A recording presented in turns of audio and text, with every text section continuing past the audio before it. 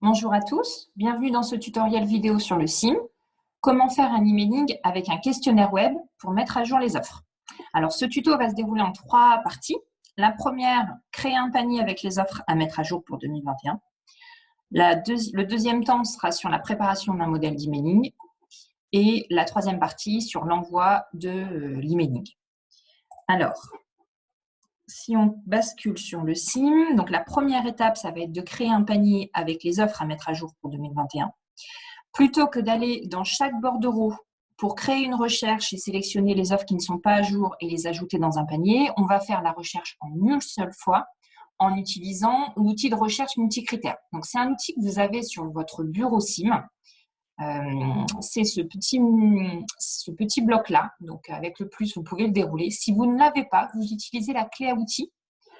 Et c'est ici que vous pouvez cocher recherche multicritères, valider, et ça vous fera apparaître ce bloc-là. Ce bloc, il permet, en fonction de critères, de faire une recherche dans l'ensemble des bordereaux. Donc, qu'est-ce qu'on veut chercher aujourd'hui? Ce sont les offres sur mon territoire qui sont en publication oui et qui ne sont pas cochées offres à jour pour 2021, pardon. Donc, si je vous montre juste où ça se trouve, qu'on soit bien d'accord, quand je prends une offre, une offre de mon territoire, dans l'onglet identification, dans la première rubrique niveau, vous avez offre à jour pour 2021, oui, non. Par défaut, toutes les offres ont été mises à non. Dès que vous faites une mise à jour, par exemple à l'aide de votre guide pratique, par téléphone ou tout autre moyen qui ne sera pas par le questionnaire web qu'on va utiliser, c'est à vous de cocher manuellement offre à jour pour 2021. Donc, on va rechercher toutes les offres qui ne sont pas à jour. Pour ajouter des nouveaux critères, parce que là, aujourd'hui, je peux faire une recherche que sur la date, la zone, la publication, j'utilise la petite clé à outils en haut. Donc, j'ai la zone, j'ai publication à oui. Ce qu'il me faut, c'est le critère offre à jour pour 2021. Donc, il est dans la rubrique identification. Offre à jour pour 2021. Je vais le cocher, comme ça, il va venir s'ajouter ici. Donc, on va chercher l'ensemble des offres qui ne sont pas à jour pour 2021, mais il va y avoir un deuxième critère, c'est pour les offres Gîtes de France, pour les offres hébergement locatif. On n'interrogera pas les offres qui sont Gîtes de France parce que c'est fait par Mélanie Pigeon, l'animatrice du relais Gîtes de France de l'Oise. Donc, les offres Gîtes de France seront faites automatiquement par Mélanie et les informations seront ajoutées dans le SIM en début d'année. Donc, j'ai la possibilité de rechercher les informations par rapport à un bordereau. Donc, si je prends hébergement locatif, j'ai tout en bas de l'onglet identification un champ qui s'appelle type de label. Je remonte un peu. Là, type de label. Hop, je le coche. Et là, je vais avoir les deux nouveaux champs qui vont se mettre. Offre à jour pour 2021 et type de label. La première fois que vous allez faire l'ajout de ces champs, ils vont être grisés et vous allez avoir un petit message indexation de l'offre 20%, 40%, 60%. Ça peut prendre 10 secondes comme 1 minute. Il faut patienter jusqu'à temps que ça devienne écrit en noir en fait et accessible. Je vais faire l'exemple pour faire la mise à jour sur la communauté de communes de l'Ouest Picarde parce que Ouest Tourisme s'occupe de mettre à jour les 5 communautés de communes où il n'y a pas d'office de tourisme. Donc, je vais faire l'exemple sur une CC où moi, je vais m'occuper de faire la mise à jour annuelle. Donc, CC Ouest Picarde. Si je prends les offres donc en publication, oui, qui ne sont pas encore à jour pour 2021 et qui ne sont pas Gîtes de France. Donc là, si je coche Gîtes de France, ça va me donner uniquement les offres qui sont Gîtes de France. Moi, ce que je veux, donc je vais utiliser cette petite clé-là, je veux les offres qui sont différentes de Gîtes de France, c'est-à-dire celles qui ne sont pas cochées Gîtes de France, justement. Donc je coche Gîtes de France, mais surtout, j'ajoute champ différent de Gîtes de France. Là, je fais valider. Et du coup, ça cherche dans l'ensemble des bordereaux les offres qui ont ces critères. Donc, Ouest Picarde, publication à oui, pas à jour et différentes Gîtes de France. Le formulaire de mise à jour que je vais vous proposer d'utiliser juste après, il est utilisable pour toutes les offres hébergement, les offres activités, c'est-à-dire PCU, PNA, ASC et DEG, les offres séminaires, les offres restaurants, les offres commerce et services. Donc, je vais prendre les camping-cars, je vais prendre les activités. S'il y avait eu, je ne sais pas, des fêtes et manifestations, je ne les prends pas. Mon formulaire de mise à jour, il n'est pas utilisable pour des FMA ou pour des offres tour opérateurs ou des offres randonnées, par exemple. Là, les 20 randos, je ne les prends pas. Donc, je prends les hébergements, les sites de visite, j'ai des offres découvertes de savoir-faire, j'ai des offres hébergements locatifs, j'ai des hôtelleries plein air, du patrimoine culturel et les randos, on a dit, je ne les prends pas. J'ajoute donc ces petites offres-là. Je fais attention à ne pas tout ajouter parce que vous pouvez avoir des véloroutes ou d'autres offres qu'il ne faut pas prendre. Automatiquement, ça a mis les offres dans mon panier en haut. Donc, faites attention surtout à ce que votre panier soit vide avant de commencer. Donc, ça, c'est la liste de mes offres à mettre à jour. Donc là, on a fait la première étape qui est de sélectionner mes offres. La deuxième étape, c'est de préparer mon modèle d'emailing. Donc, je vais dans Admin Modèle, Modèle de mailing électronique. Si vous avez déjà fait votre campagne de mise à jour l'année dernière, vous avez sûrement un modèle d'email. Je vais prendre celui que moi j'ai préparé. Si vous avez des difficultés à créer un emailing, un modèle d'email, vous revenez vers moi. Donc là, j'en ai indiqué un 2021 campagne de mise à jour. À l'étape 2, on va revoir juste les points importants. Donc là, j'ai pris un bloc de texte. J'ai fait mon petit message. Comme chaque année, nous vous demandons le plein d'informations touristiques. Vous faites votre petit slogan. Vous prenez un bloc. Donc, en haut, c'est les blocs, on est d'accord. En dessous, c'est les configurations. Vous prenez un bloc bouton. Voilà, par défaut, c'est mon bouton. Moi, je lui ai tout de suite mis un autre nom. Je mets à jour mes informations ici. C'est ici que vous indiquez que derrière ce bouton, vous voulez le lier à un questionnaire web et dans la liste qui est disponible, vous prenez celui qui s'appelle formulaire mise à jour 2021. Ce n'est pas un formulaire pour créer des offres, c'est des formulaires pour faire de la mise à jour. Donc, vous sélectionnez mise à jour. Donc, votre bloc doit ressembler à ça. Le nom de votre bouton, questionnaire web, formulaire mise à jour 2021, fonction mise à jour. Donc ça, c'est pour ajouter dans un emailing le lien avec le questionnaire web. Quand l'email s'envoie, automatiquement avec les codes de l'offre qui sont à l'intérieur, il personnalise automatiquement le formulaire, il le pré-remplit des informations qui sont déjà dans la base. La seconde chose que je veux vous rappeler, c'est que vous devez impérativement activer l'en-tête et le pied de page. Donc là-haut, c'est les blocs. La deuxième partie, c'est la configuration. En tête, vous devez forcément activer pour que le lien soit mis en haut.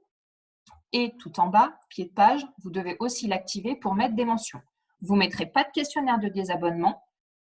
Quand vous faites vos newsletters pro, il y en a, c'est normal, c'est un message qui est récurrent. Sur un emailing de mise à jour annuelle de la base, c'est-à-dire que automatiquement, vu que les prestataires sont dans la base du SIM, on a nécessairement besoin de mettre à jour une fois par an les offres de notre base pour continuer à garantir des informations de qualité. Donc là, il n'y a pas de possibilité de se désabonner. La phrase, vous la voyez. Sauf que quand vous cliquez dessus, il n'y a pas de texte de lien et ce n'est pas lié à un questionnaire web de désabonnement. Donc, elle est indiquée. Mais vu que les informations ne sont pas remplies, cette phrase-là n'apparaîtra pas à l'envoi du message. Cet email a été envoyé à, ça par défaut, ce sera bien indiqué avec l'email de votre destinataire. Moi, j'ai mis un petit message en dessous qui indique « Vous recevez ce message car vous êtes un professionnel du tourisme dans l'Oise et à ce titre, vous êtes enregistré dans notre base de données touristique appelée le SIM. Ce message a uniquement pour but la mise à jour des informations vous concernant et ainsi contribuer au développement touristique du département de l'Oise. Si vous ne souhaitez plus recevoir de sollicitations de la part de l'Oise Tourisme, merci de contacter Marie Bou. » Et j'ai mis mes coordonnées. Ça permet de pouvoir quand même ouvrir la porte, mais on ne peut pas mettre sur ce type d'envoi un questionnaire de désabonnement. Donc, vous faites attention en tête et pied de page, et on a vu pour la partie bouton. L'autre chose que je voulais vous montrer, c'est que dans mon message, moi, j'ai mis un champ configuré. C'est-à-dire que tout en haut, au moment de l'envoi, ici, il y aura le nom de l'offre d'indiquer. Château de Compiègne, chambre d'hôte des Trois Petits Canards, restaurant Les Mimosas, etc. Pourquoi j'ai mis ça? Parce qu'en fait, un propriétaire, par exemple, d'hébergement, peut avoir plusieurs chambres d'hôtes ou plusieurs gîtes. Il va donc recevoir 3 emails, ne pas forcément comprendre pourquoi il a 3 emails. En fait, il y a 3 mails parce que derrière, il y a 3 formulaires différents. Pour ajouter ça, pouf, je l'enlève, on va le faire ensemble. Donc, vous vous mettez à l'endroit où vous voulez mettre l'information. Vous cliquez sur le petit picto qui s'appelle « Sélectionner un champ configuré », c'est-à-dire une règle de présentation.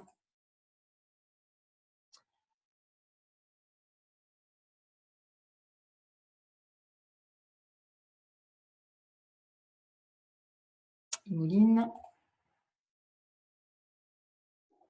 Alors, si je mets « Non », hop. Alors, il y en a un qui s'appelle « Nom de l'offre ». J'ai mis hors HLO, il faut faire attention. En fait, dans chaque bordereau, le nom de l'offre est mis à des endroits différents. Donc, je ne peux pas en un seul champ afficher tous les noms d'offres pour tous les bordereaux. Donc, j'en ai un pour tous les bordereaux, sauf hébergement locatif. Donc, je clique dessus et j'appuie sur le petit picto. Ça va le mettre automatiquement. Et donc, là, si j'ai le nom de l'offre, mais pas les hébergements locatifs, à côté, il faut que je prenne un deuxième champ. Donc, je refais la même manip, mais il y en a un autre.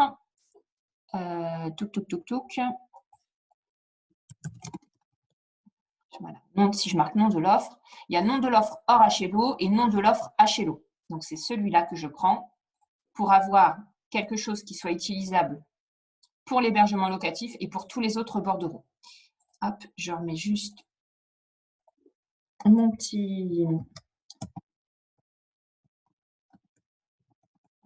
code couleur et je remets en gras. Voilà, donc là, j'ai mon nom d'offre.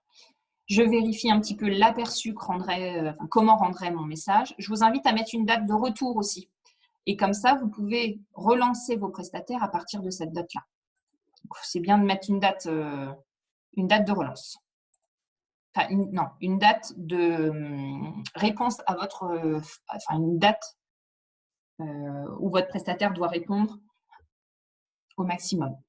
Hop, donc ça, c'est le message. On a mis le pied de page, on a mis l'entête, on est bon. Donc là, on a fait le modèle, enregistré. Maintenant, on va l'envoyer. Je vous rappelle, alors je vais quand même aller dessus tout de suite, mailing électronique. Je vous rappelle que le jour où vous envoyez votre emailing, vous devez être au bureau ce jour-là, voire même le lendemain. Vous pouvez avoir des prestataires qui vous appellent parce qu'ils n'arrivent pas bien à accéder au formulaire, ils ne comprennent pas bien la demande, ils ont besoin, ils en profitent pour demander quelque chose à votre office de tourisme. Donc, n'envoyez pas votre message juste avant de partir à 18h ou une veille de week-end où vous êtes absent ou en congé. C'est important qu'ils puissent vous joindre. Vous ou un collègue qui comprend le système, qui sait que vous avez fait cet emailing et qui est capable d'y répondre. Quand je vais sur le module de mailing électronique, donc je suis à la première étape qui est création, je prends mon modèle, mise à jour 2021, c'est celui que je viens de construire, donc normalement, pardon, il est à jour. Hop, je vérifie juste que j'ai bien mon petit questionnaire, formulaire mise à jour, état mise à jour. On est bon. Étape suivante. Là, je ne vais pas utiliser bordereau prospect, je n'ai pas fait de recherche dynamique, je vais utiliser mon panier. Je vérifie que je n'ai pas mis d'offres randonnées ou des offres qui ne sont pas des hébergements, des activités. J'aurais pu mettre effectivement des restaurants et des séminaires, là aussi. Mais je dois faire attention, voilà, pas d'offres rando, pas d'offres organisme entreprise, parce que là, le formulaire n'est pas fait pour ça. Donc, les personnes auraient un emailing, ils vont recevoir un mail, mais il n'y aura pas de bouton. Parce que là, le bouton n'apparaît que pour les offres de type hébergement, activité, patrimoine, celles que j'ai listées tout à l'heure. Donc là, je prends mon panier. Je vais tout en bas. Étape suivante. Je mets l'objet de mon mailing. Donc là, faites attention à ne pas forcément utiliser les mots offre qui peuvent faire penser à de la téléphonie. Donnez envie à votre prestataire de lire votre message. Et de ne pas utiliser un vocabulaire qui pourrait être vite spammé. Donc, moi, j'avais marqué « Préparons en 2021 » et j'avais marqué « Information touristique ». Touristique. Donc voilà, trouvez le petit slogan, quelque chose en 5-6 mots qui donnera envie à votre réseau de prestataires de lire votre message. Certains d'entre vous préfèrent faire des emailings bordereau par bordereau. Donc, par exemple, j'aurais pu très bien envoyer pour l'instant qu'au camping-car. J'ai mon panier, c'est pas grave. Je vais faire un premier emailing et là, comme ça, je peux marquer camping-car 2021, préparons la saison. L'avantage de faire un envoi par bordereau, c'est que je peux personnaliser mes objets et avoir plus de chances d'être lus. Préparons 2021, information touristique. Qui est l'expéditeur? Là, c'est moi.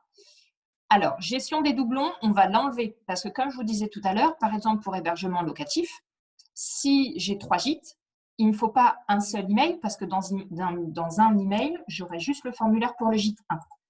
Donc, en enlevant la gestion des doublons, je vais bien avoir un email par offre.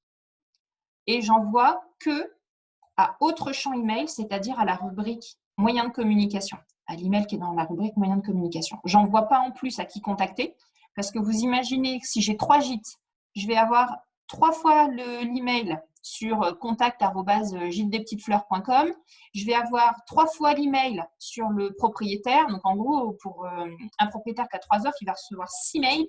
Il ne va plus s'y retrouver. Donc, vous faites juste autre champ email. Ce sera très bien. Et extranet VIT, c'est uniquement quand on fait la campagne de mise à jour avec un extranet VIT. Donc là, vous prenez juste celui-ci. Enregistrer, je répète, enregistrer, ce n'est pas envoyer. Créer, l'email passe automatiquement en attente. Ça vous permet de pouvoir tester maintenant votre emailing. Je fais le petit bouton test. Ça ne va pas me permettre de pouvoir tester le bouton formulaire de mise à jour parce que le questionnaire est lié à l'offre aire de camping-car, là, ici. Donc, moi, quand je vais cliquer, ça va me faire une passe d'erreur parce qu'il ne connaît pas d'offre qui s'appelle Marie-Breu. Hop. Valider. Ça va me permettre uniquement de valider la mise en page de l'offre et de pouvoir voir si l'offre, graphiquement, je n'ai pas des polices différentes, des textes différents, une photo qui remonte mal, etc. Donc, vous pouvez tester l'affichage, le rendu de votre message. Dès que vous êtes d'accord avec ça, donc si vous voulez changer quelque chose, vous faites modifier, vous allez revenir ici, vous modifiez votre information, vous testez et dès que vous êtes prêt, vous envoyez.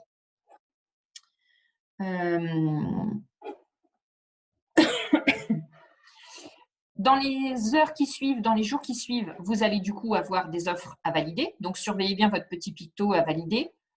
Là, on est dans la journée. Si quelqu'un va remplir là, dans les 5 minutes un formulaire, je ne vais pas avoir de message.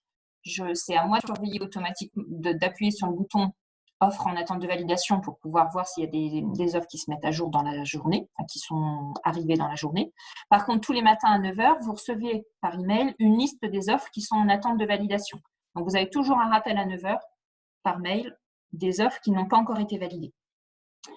Juste pour évoquer les petits problèmes qu'on a déjà eus, pour pouvoir vous apporter des réponses. Il arrive que le prestataire vous contacte car il ne peut pas accéder au formulaire. Il faut que vous lui demandiez la phrase d'erreur qui arrive. Il y a toujours un message. Par exemple, ça va indiquer « l'offre est en attente de validation ».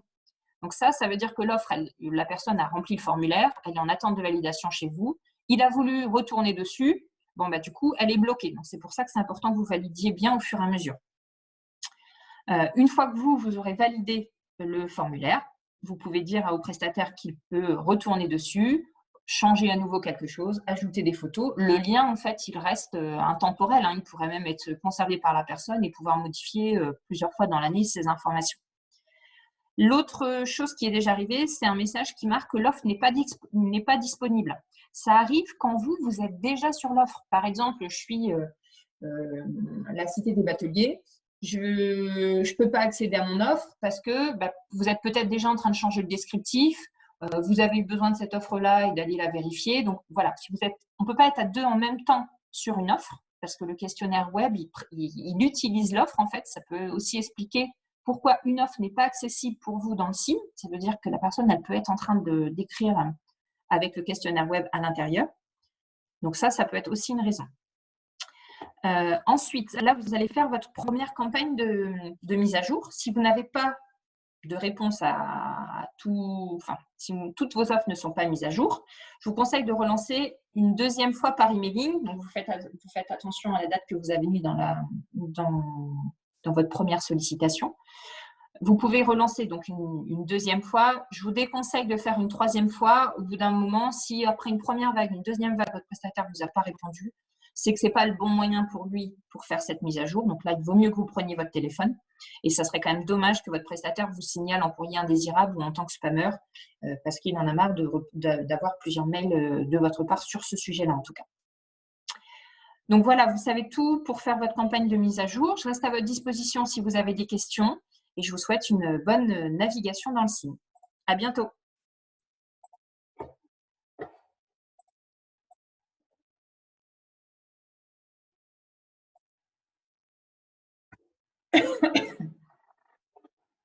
Eh bien, c'est pas...